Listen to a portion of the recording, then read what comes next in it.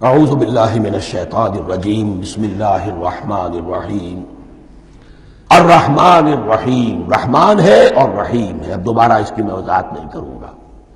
مالک یوم الدین، یوم دین کا مختار مطلق ہے۔ دین عربی زبان میں کہتے ہیں بدلے کو، دناہم کما دانو، کما تدینو تو دانو، یہ کہاوت ہے۔ جیسے اردو میں ہم کہتے ہیں جیسا کرو گے ویسا بھرو گے، کما تدینو تو دانو، تو یہ ہے بدلہ۔ اس کا بنیادی مفہوم جو ہے وہ بدلہ ہے۔ تو بدلے کا ایک دن ہے جس دن فیصلہ ہوگا کہ کون کیا کما کر لایا ہے، اسے کیا بدلہ ملنا چاہیے۔ آیا اس کا برائیوں کا پلڑا بھاری ہے کہ اسے سزا ملنی چاہیے، یا اس کی حسنات اور نیکیوں کا پلڑا بھاری ہے کہ اسے جزا ملنی چاہیے، اس کا انعام اور اکرام کے ساتھ معاملہ کیا جانا چاہیے۔ وہ ایک دن ہے، اسے ہم یوم القیامہ کہتے ہیں۔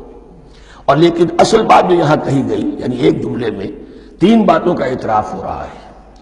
بعث بعد الموت، ایک دن آئے گا کہ ہم مرنے کے بعد تمام انسان اٹھا لیے جائیں گے۔ پھر حساب و کتاب، پھر اللہ کے ہاں حاضری ہوگی اور حساب کتاب ہوگا۔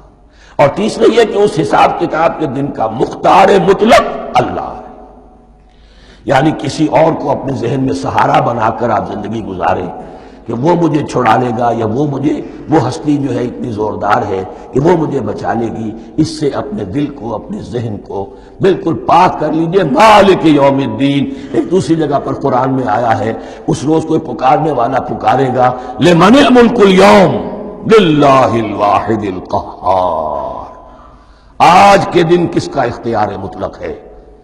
اور پھر کہا جائے گا اللہ کے لیے، الواحد قہار، جو پوری طرح چھایا ہوا ہے، مستولی ہے۔ تو مالک یوم الدین، جو جزا و سزا کے دن کا مالک ہے۔ اب یہاں سے کلام ایک رخ بدل رہا ہے۔ ابھی تک تو یہ غائبانہ انداز میں کلام ہو رہا ہے، اللہ سے خطاب نہیں آیا اس میں ابھی۔ الحمدللہ رب العالمین الرحمن الرحیم مالک یوم الدین، اب خطاب ہے ایاک نعبد و ایاک نستعین، ہم صرف تیری ہی بندگی کرتے ہیں اور کریں گے، اور ہم صرف تجھ ہی سے مدد مانگتے ہیں اور مانگیں گے۔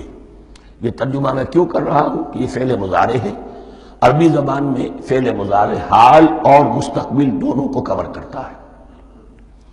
ایاک کا جو ہے مفعول فاعلی جو ہے، مفعول جو ہے اس میں ضمیر مفعولی، اسے پہلے لا کر حشر کا مضمون پیدا ہو گیا۔ ہم تیری بندگی کرتے ہیں نہیں، ہم تیری ہی بندگی کرتے ہیں اور کریں گے۔ حال میں ترجمہ کیجئے تو یہ اظہار حال ہے، اور مستقبل میں ترجمہ کیجئے تو یہ ایک عہد ہے، قول و قرار ہے، بہت بڑا معاہدہ ہے۔ وَإِيَّاكَ نَسْتَعِينُ، اور صرف تجھ ہی سے مدد مانگتے ہیں اور مانگیں گے۔ اس میں بھی حال کا ترجمہ اظہار حال، اللہ کرے کہ واقعی ہمارا حال وہی ہو، جب ہم یہ الفاظ کہتے ہیں تو واقعتاً ہم اس پر پورے اتر رہے ہوں کہ اسی کی بندگی کر رہے ہوں اور اسی سے ساری استعانت اور استمداد کر رہے ہیں۔ جہاں تک مستقبل کا تعلق ہے وہ پھر ایک عہد ہے۔ صدق اللہ العظیم۔